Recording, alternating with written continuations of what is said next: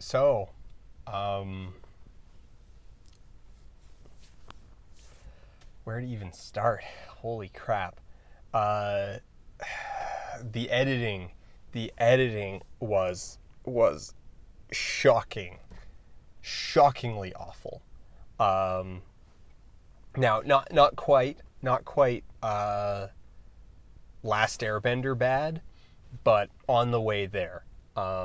If you've seen me talk about the Last Airbender, then I've done a really thorough rundown of a lot of the editing problems with Last Airbender. Now the thing with Last Airbender is it has both like deep structural editing problems as well as moment to moment editing problems. This one doesn't quite get as bad on the moment to moment.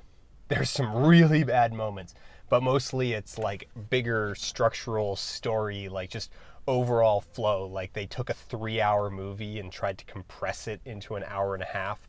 Um, so it goes, the pace is so bad, and the flow is so. If you've seen Batman versus Superman, there's a sequence in there where Bruce Wayne watches a bunch of YouTube videos about Aquaman and Wonder Woman and the Flash, and it's this sequence that's really mismatched between the soundtrack. Like the soundtrack is trying to get you like super amped up, but the visuals are like really low key and boring, and like not much is actually happening, and everything moves just really like it takes a really long time to communicate information that could be just compressed far more efficiently. That is basically the first like 20 minutes of this movie. It's a really obnoxiously long montage, and it's very clear that at some point they brought in um, an editing team, a polishing team, to go over it and just try to amp it up a little bit, because they've put in all of these special transitions, with like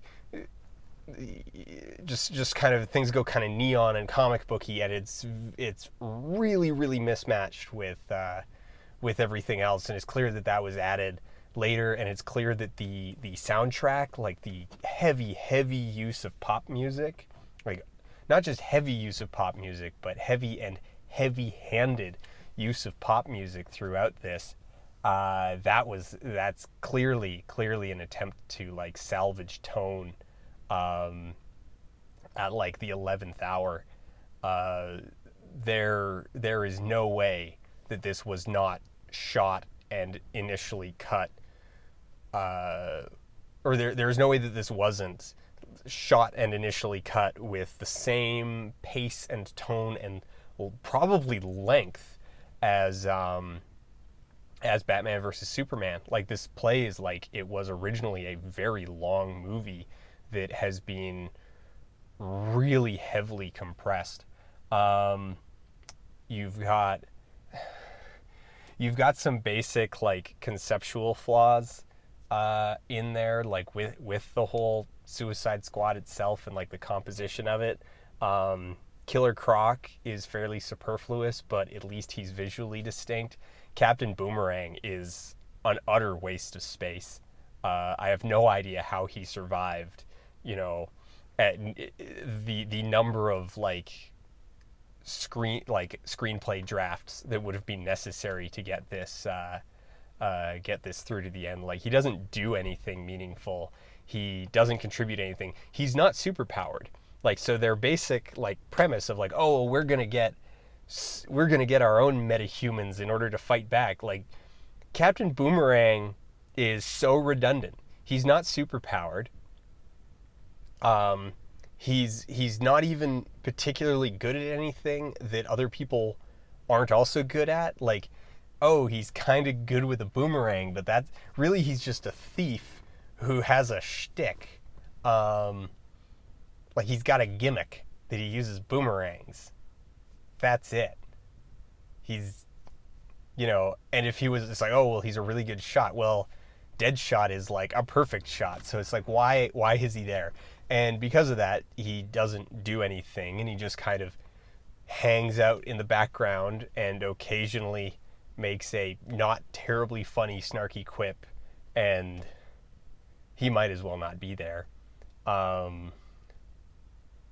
There's they okay, so that first 20 minutes where they're just kind of running through this montage of like introducing all of their characters without actually introducing them. One character, like, so then they bring everyone together after that, like a while after that, for really kind of not well clarified reasons, but they bring everyone together, and then out of nowhere they introduce a new character, not nearly as much depth. They introduce Slipknot, and it's literally like he steps off a helicopter and they're like, that's Slipknot, he can climb anything. That's all the introduction that he's given, and like 7 minutes later he's dead. Because so they take this to the squad and they put bombs in their necks, and Slipknot is introduced right before they go into their like combat zone,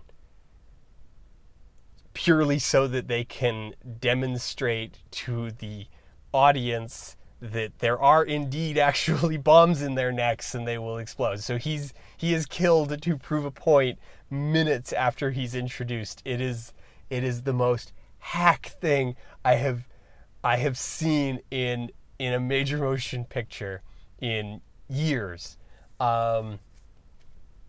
There's tons of stuff that they do not adequately explain or set up or really like get you invested in, except for one thing. The one thing that they consistently reinforce through the entire movie is that it's like, okay, so the main villain is Enchantress, because she's this ancient witch from another dimension, and she manages to kind of like get free, and what they were using to control her was her heart. It's like, oh, well, if she's got her heart, she's got her full power, and if we've got her heart, then we can control her by basically using it as leverage and like stabbing it if she gets out of line, and like, we could crush it and kill her or whatever. And so the whole stakes of like, if Enchantress has her heart, it's bad news. And her heart is her weak point. This is told to the audience, it is shown to the audience, it is repeated to the audience, it is reinforced. It is the stakes of the first like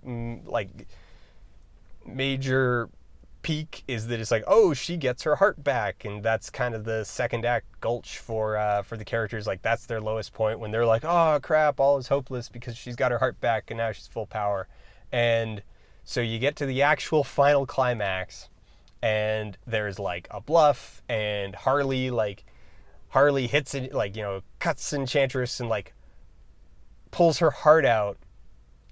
And this is the one thing that you could totally just roll with it. The audience, it is being clearly established to the audience what this means, like what the stakes are and what it means if the Enchantress's heart is damaged. And no joke. So it's like she cuts, and then it goes to boring McSoldier guy, and he turns to Will Smith and says, her heart is damaged. That means she's weakened, and we can finally hurt her. Like, it's this whole, he re-explains the entire premise of Enchantress's heart to a character, to Deadshot.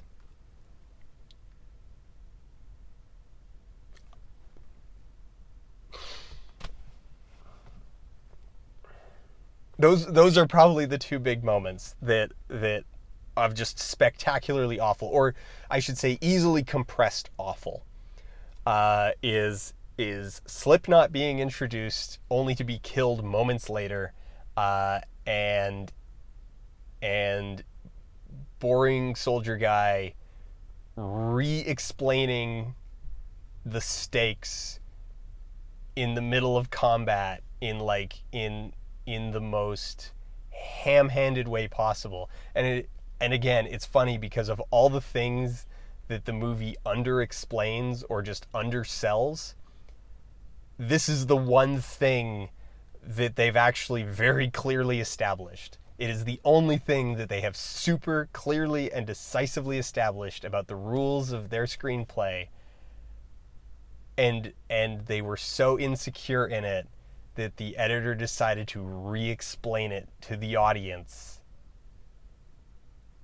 Oh my god.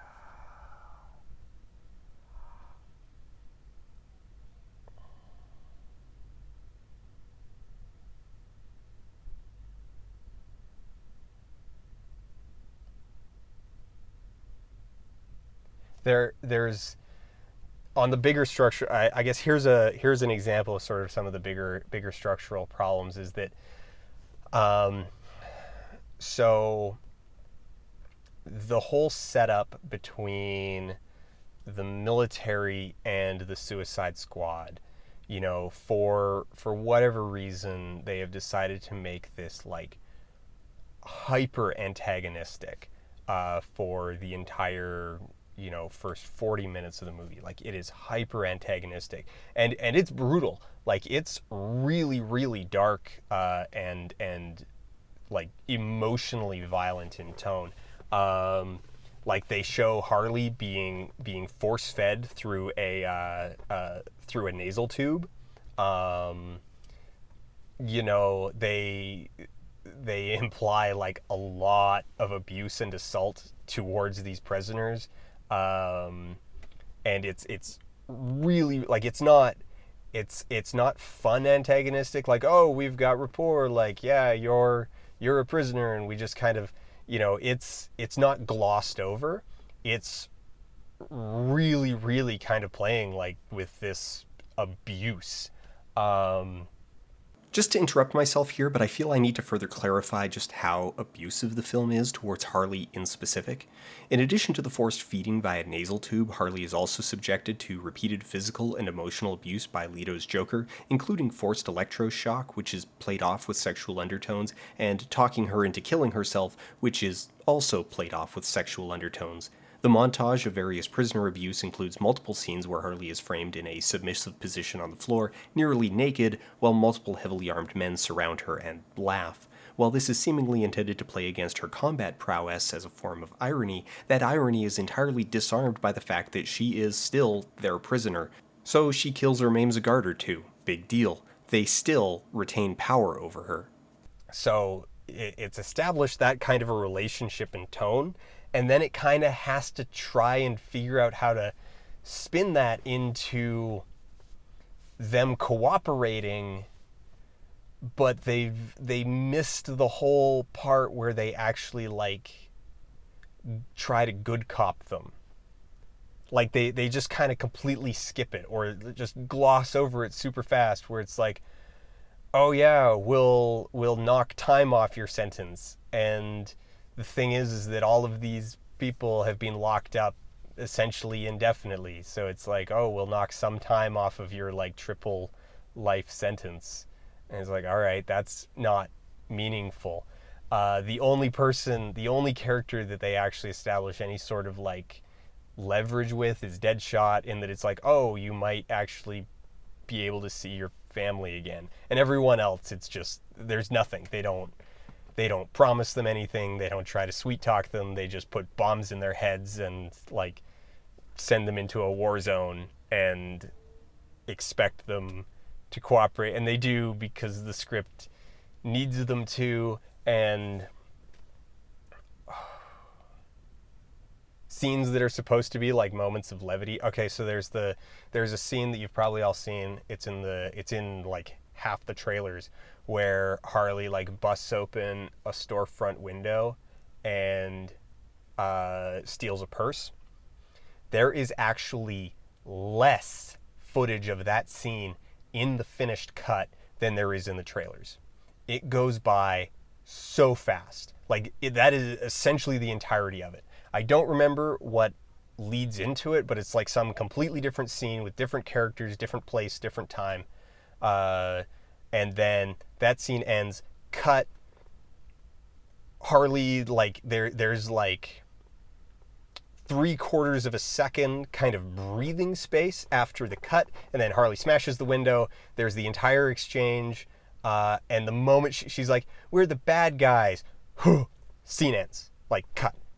It's so abrupt. There is no breathing room given to it at all, and there's a lot of stuff like that. Like it's just kind of moments that have just kind of been inserted, and there's no lead in, there's no lead out. There's a point in the climax. Again, the climax is so horribly edited, where Enchantress is like trying to kind of woo everyone with, it's like, oh, visions of promises of power, or just a perfect life or whatever. And it's yeah, conceptually that works, but the blocking of it ends up being that Diablo kind of breaks himself out of it and then stands in front of